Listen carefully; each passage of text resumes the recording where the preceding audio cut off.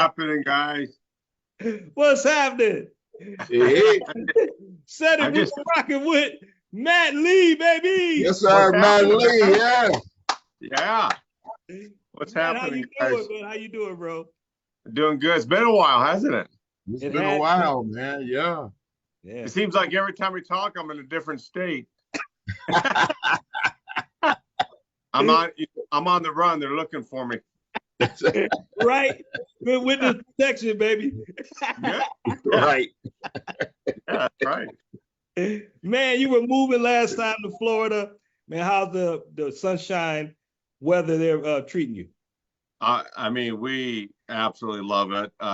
My parents, believe it or not, are now moving here. Not sure. We'll see how they like it. Yeah, they came out and visited us in October, and my mom loves the ocean. My dad's like, what, he just kind of goes with the flow. So they're closing on a house in the next week or two, I think it is. Okay. Wow. Yeah. Wow. So, but Wow. we're out here by ourselves. We do have our two youngest boys out here, so they're doing good, and yeah, we're loving it.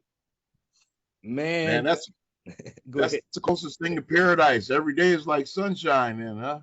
It is. Right now it's a little chilly. It does get a little colder up here in the winter. It's been in the 50s during the day. So, for me, coming from Vegas or California, that's a little cold, but it's nice to have a change because it does get a little more humid in the summertime. Yeah, that's what's Yeah. up. Man. Yeah, Yeah. sure, for sure. Matt, you've been charting all over the place, man. Yeah. couple songs. Yeah, you've been charting all over the place with smooth jazz. I mean, what's this time been like for you, man? Talk to us a little bit about that. Well, it's been a great journey. It started in Las Vegas. I think we touched on it on the last interview, but I kind of got dragged into this with the help of some people pushing me, such as my wife and my dear friend Huge Groove and some of my other friends. Said, man, you got to put something out. I'm like, yeah, I don't need to put anything out. I'm good. And they're like, man, you got to put something out. So finally, I'm like, all right, I'll do one song. And then one turned into, I think we're at number 8 right now. But Oh, wow. I didn't realize how much I enjoyed the process of actually writing the music. Really is a lot of fun. Yeah.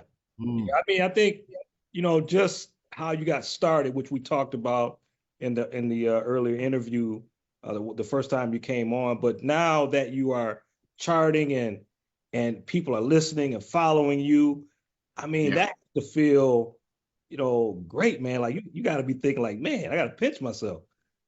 Yeah. It's like I said, I didn't really have plans for it.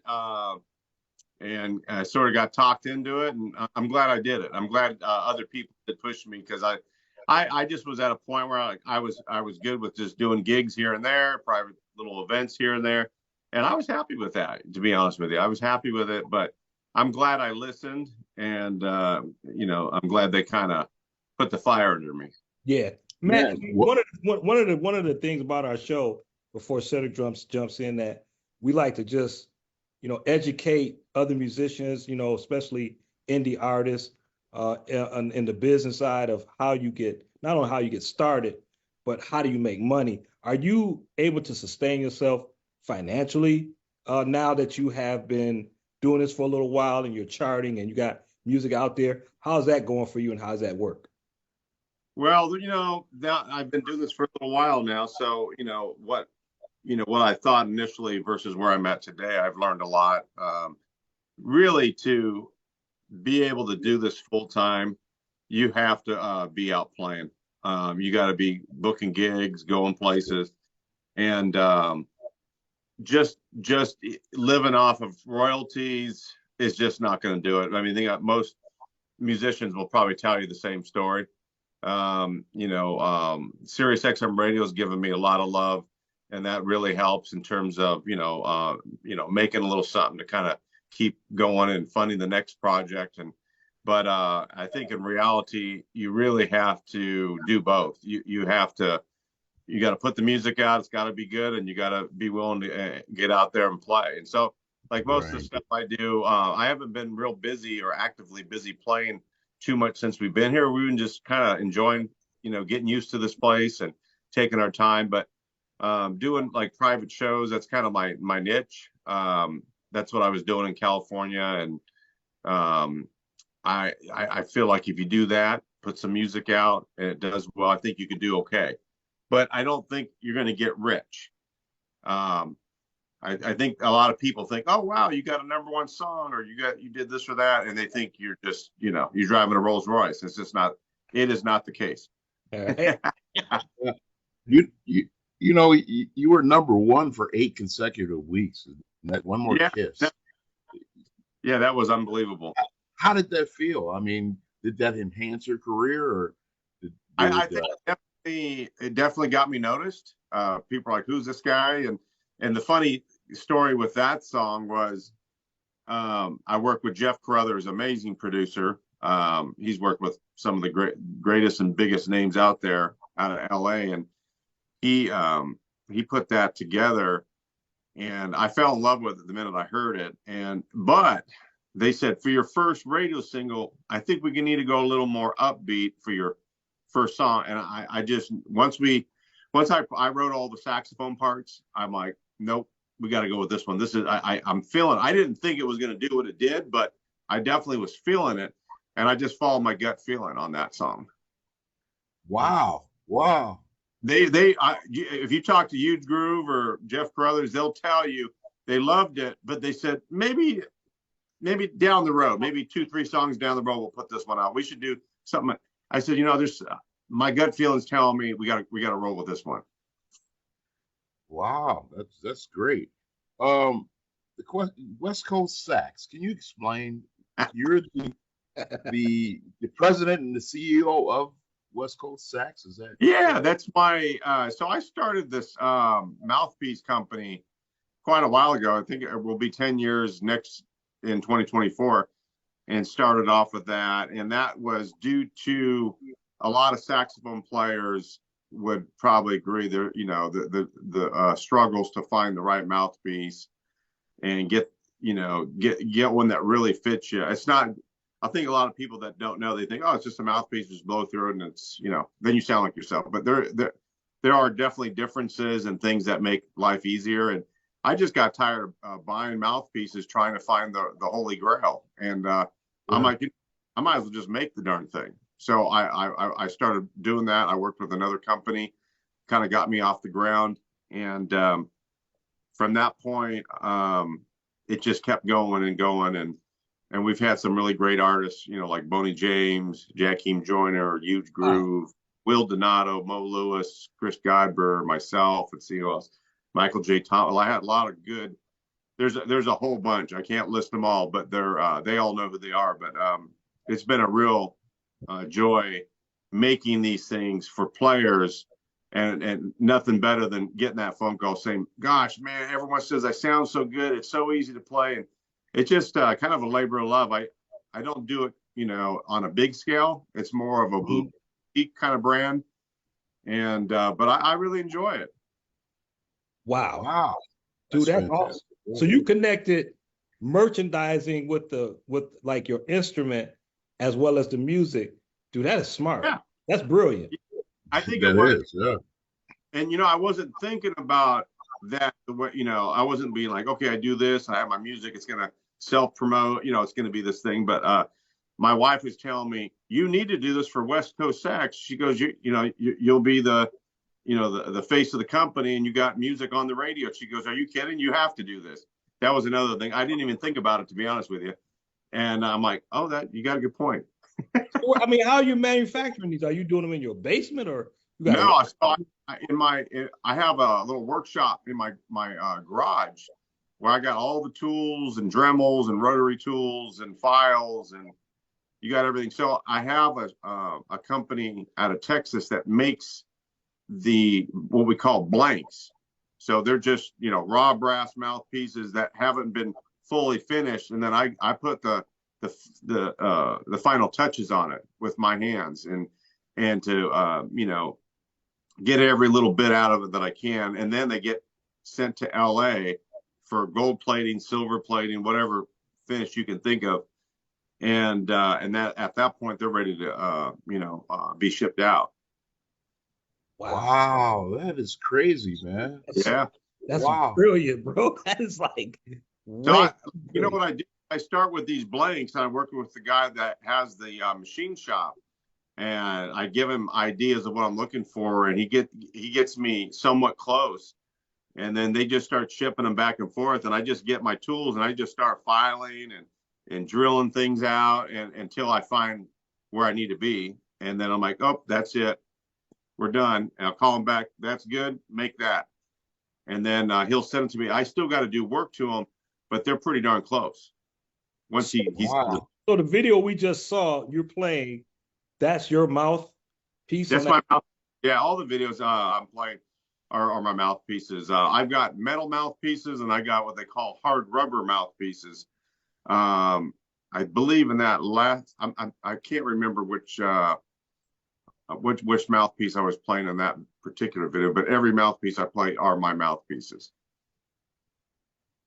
That is great. It's fun. I like to tinker.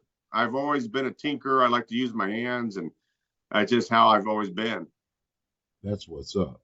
Yeah. Now I have a musician's question because I was always thought that you had to move where the action is, and you were in Vegas and out in California.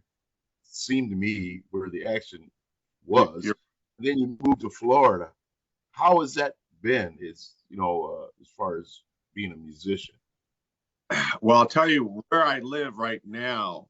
There's not a ton of, smooth jazz venues or places to go play. Like where people can buy tickets and go. It's just they got the Seabreeze Festival, which is huge. They do that once a year, but most of those people don't live here. They're all flying in. But I think for me out here, I have the opportunity to do a lot of private events, corporate events. And so for me, I'm fine with that, and if someone calls for something else, we take a look at it and see if it makes sense. But there is definitely less opportunity than say California or Las Vegas in terms of more venue type things. Mm-hmm. Yeah. Wow. So you have to travel a little bit, really. Here, yeah. If you live where I live, I live in the Florida Panhandle. I'm in a place called Panama City, which is next to Panama City Beach, and Alabama's real close, Georgia's close. So you can get to those places relatively quick. But what I've been doing, like I said, I've been kind of laying low, enjoying life, spending time with my wife. We've been out riding our Harley Davidsons down by the beach. Today we're gonna go for a bike ride. That's living. Yeah, that's living. Yeah. What's up? That is what's up. That's it. Matt, just talk to us a little bit about, just where you're heading now with this music. There's a resurgence, it seems like, with smooth jazz. Give us your thoughts on that and like your project out where you see your music in the future. Yeah, well, for 2024, I have a single which I believe you played in the beginning called Dream Walk, right, that I produced. That should be hitting radio, I believe. I think it's February 19th. Okay. February 19th, Dream Walk will come out. I try to do two singles per year. I work with a radio promoter, so they like to see, if your song's doing well, they like to try to see it go 6 months before you pop in with another one. Right. So that's what's on the books right now is Dream Walk in February. More private events, of course. But back to your, what you mentioned about where the industry's going. There's a lot of new talent, as you guys probably have noticed, a lot of new talent. New faces and a lot of great musicians. So I think because of, I'm not going to say it's COVID totally, but I think when COVID hit, most of us, we were stuck in our homes. And I think a lot of people got thinking and like, maybe I can do this from home. Maybe I can start recording from home because, the work I do, I record all my music from my home studio. But I've got, the other guys in, California. I work with Daryl Williams, Eric Valentine. That's that new song coming out. That's got Tony Paluzzi on guitar.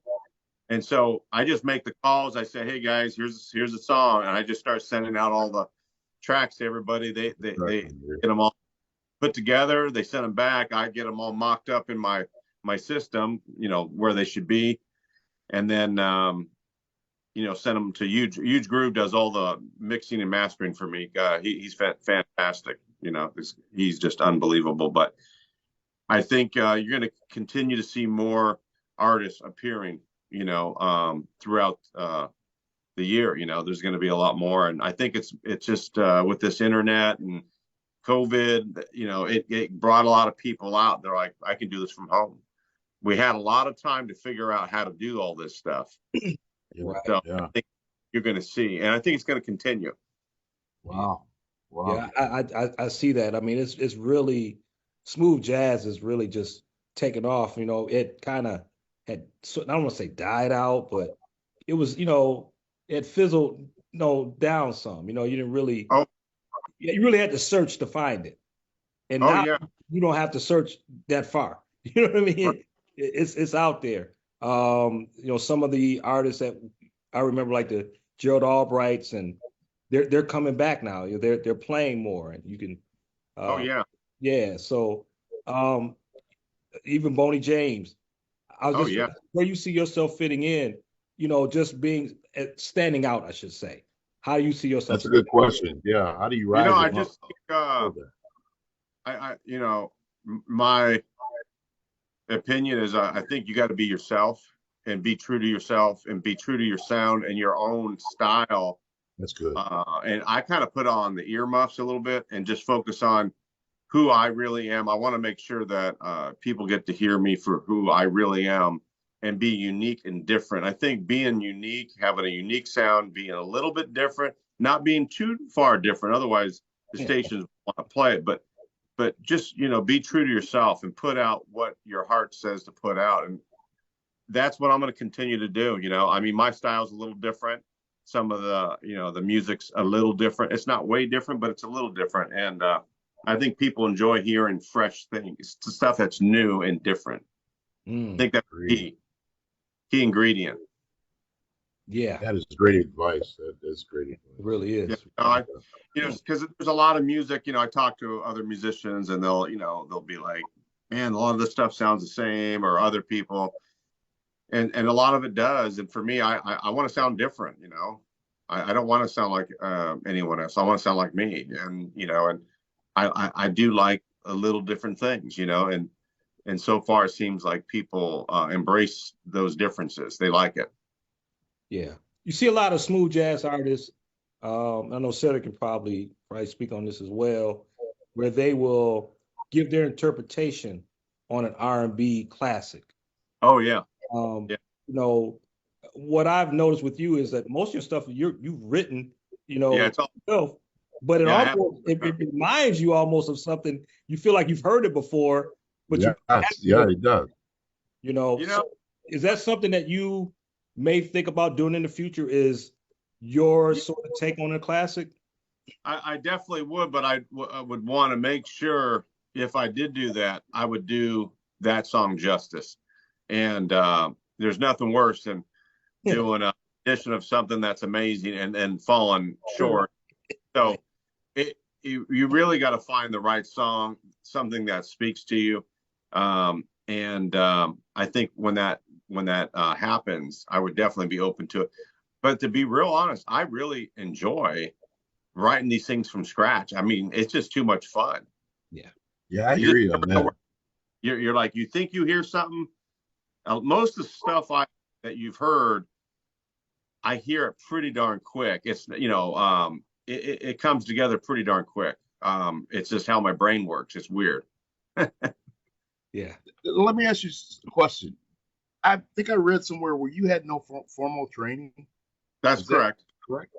That's Really? right. Yeah. Oh my God, man.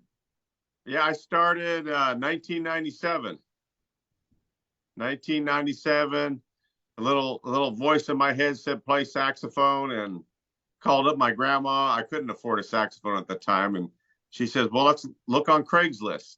And I said, "Okay." So looked on Craigslist and found a guy in California where I lived and bought my first alto. I want to say it was around $300. You know, it was a Selmer Bundy. It's a student saxophone, and I think a lot of the saxophone players, probably played something like that from when they started out too. And I found a great love for the soprano very quickly. I mean, I'd say within a year of that, I was already, wanting to play soprano. Hearing Grover's incredible tone, and Yeah. he was a hero of mine. I listened to Kenny G. Great musicians like that. I listened to, and I just started ear training. I basically tried to play along with it. Once I learned what the keys were, like when you push this is an A or a whatever. Yeah. Once you figure that out, then it was just working on tone and pitch. Be in tune, have a good tone, and then also the way you articulate, your way you phrase, your style, your playing with some soul. Right. Yeah. Going, and then and you just keep perfecting, and you just keep doing it over and over and just pounding it. And that's what I did. That is totally amazing. How do you transfer your ideas to your bandmates or people that's working on your material? Well, like I said, like for the songs that are out, my first two songs was with Jeff Crothers. He produced the track. I co-wrote it with him. My first two songs.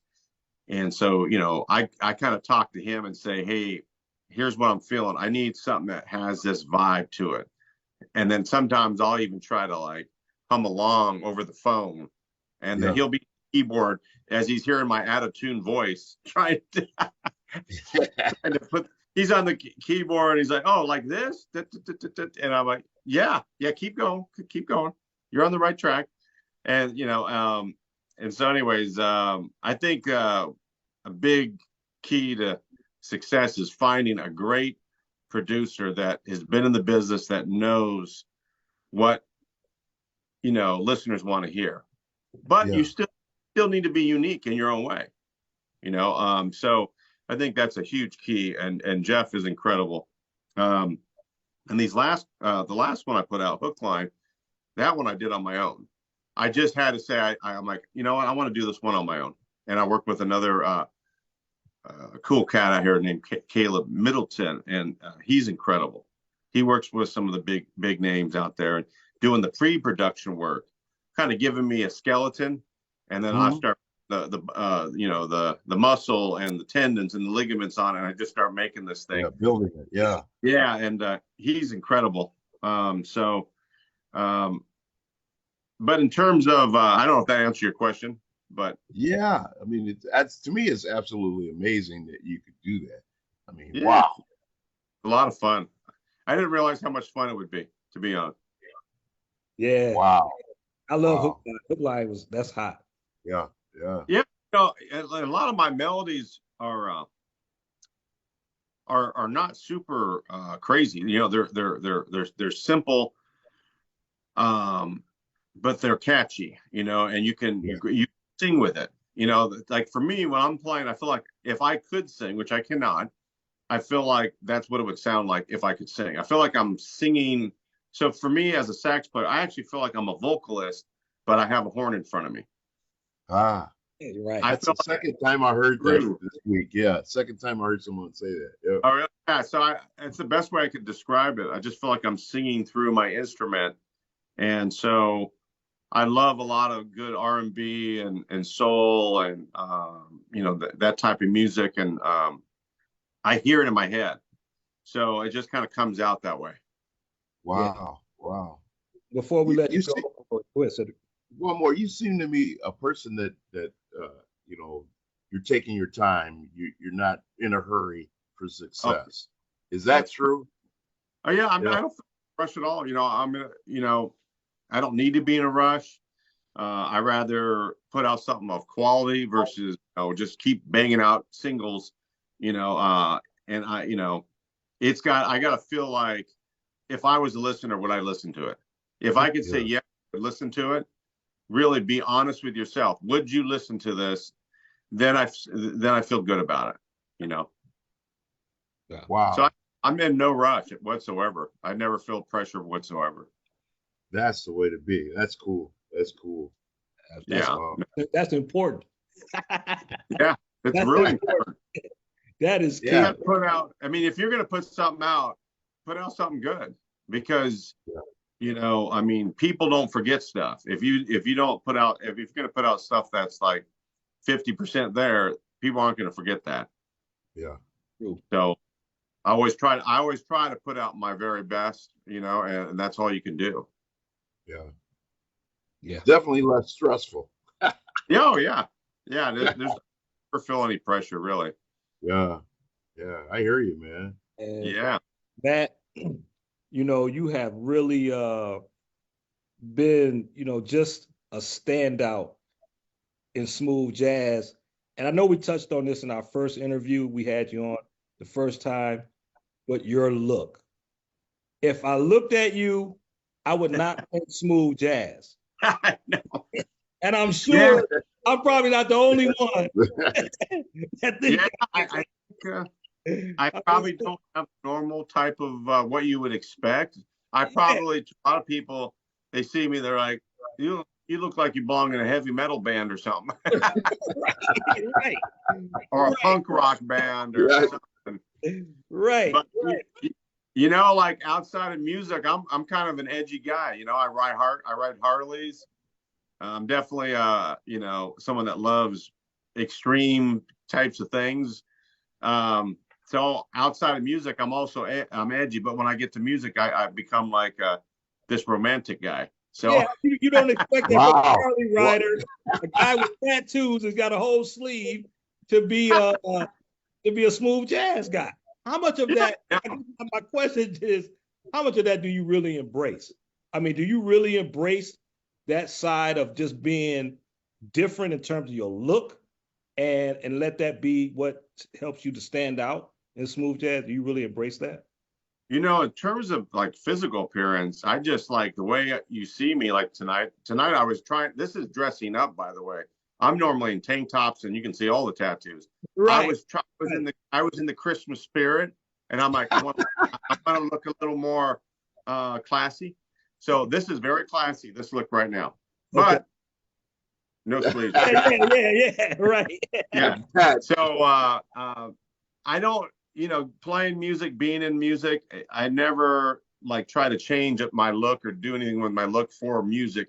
This is just who I am, you know, and you know, maybe a lot of people could be like, man, I don't like that look. And he don't look like he is a you know, a saxophone player. He's got tattoos and he looks kind of crazy. But I always say to people, be yourself. Yeah. If you're yourself, people, most people will embrace that and be like, you know what, man, we dig that because you're not being fake. Yeah. Be true. Yeah. That's beautiful. Absolutely. That's great. Yeah. When I do some of these gigs, I mean, it's hard to even get me in a button up, to be honest. I mean, this is tough to get me in one of these, but I will put these on. But a lot of times I'm wearing Curtis Mayfield, James Brown t-shirts with jeans. Oh, that's right. That's what's up. Yeah. And hey, I want one of them t-shirts too, man. I love that t-shirt. You're gonna have to call me because I know where to get all this stuff. Okay, all right. And Cool. laugh when I tell you where. Okay, we'll talk. We'll talk. I got a whole closet filled with this type of stuff. I love it. You know, I love those artists. So you know what? They were before me. They paved the way for all of us. And Yes, I just love it, you know, I mean, when I'm not like playing, when I got the radio on, I'm listening to James Brown, yes, sir. Withers, Curtis Mayfield, Isley Brothers. Like that's who I listen to. Yeah. People are like, you don't listen to smooth jazz? I really don't listen to a lot of smooth jazz. I'm listening to that type of stuff. That's where I get my inspiration. That's wild, man. That's wild. Yeah. Wow. So yeah, that's much respect, man, to really the culture, you know, and the richness of really soul music. And hear you, you know, have that much respect for it and listen to it in that way. And you can hear it in your music as well. And man, that's quite honorable. Oh, it comes right out. Yeah. I love it. And you know what? They paved the way. They paved the way. I mean, without them, I wouldn't even be here. I wouldn't have any of this. So because not only they paved the way, but they were mentors for me. I looked up to them. I listened to them, and why everybody loved those artists so much. So I'm going, you know, not trying to copy any of them, but man, if I can take a little bit of something from each one of them, you know, that's how you kind of, as a musician, kind of develop yourself. As you're taking bits and pieces and you're listening. Everybody's got a mentor. There's always been somebody before us, and I bet you talk to anybody, they would tell you probably something very similar. Mm-hmm. Right. Absolutely. Absolutely. Yeah. Matt, I got a special request, man. You got to do some Isley. Some Isley Brothers. Oh, like an Isley track? Like, yeah, man. Like you got to do an Isley track, man. Like what kind of stuff? What are you feeling, thinking? Come on. Give me some idea. Between the Sheets, of course. Oh. That's a classic. Cedric, what you got, man? I know Voyage to Atlantis. Yeah. Oh, yeah. That one for sure. I don't even think it's been done. Wow. What was the other one? Voyage to Atlantis. Okay, yeah. I'm just making little notes. Yeah. Making some notes. Oh, God, I go way back with the Isleys, man. Yeah, I got a job to do. Oh, you know what? Speaking of Isleys, my song that I did with Des Dinah, Pretty Southern Girl. His voice, if you've checked out that track, I thought I was with the Isley Brothers. You should hear this guy's voice. If you close your eyes, you think you're listening to him. Oh my God! You got to listen to the vocalist on my track, Pretty Southern Girl, and then tell me what you think about this guy's voice. He's phenomenal, phenomenal. Cool. Sure. And he's on Facebook. It's he goes by Des Dynamic, Des Dinah.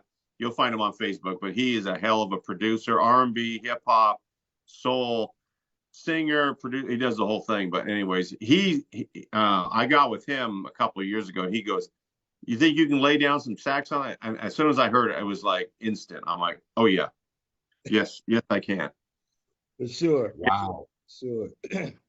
Man, Matt, it's been great. Before we let you go, how can people follow you, find you, get your music?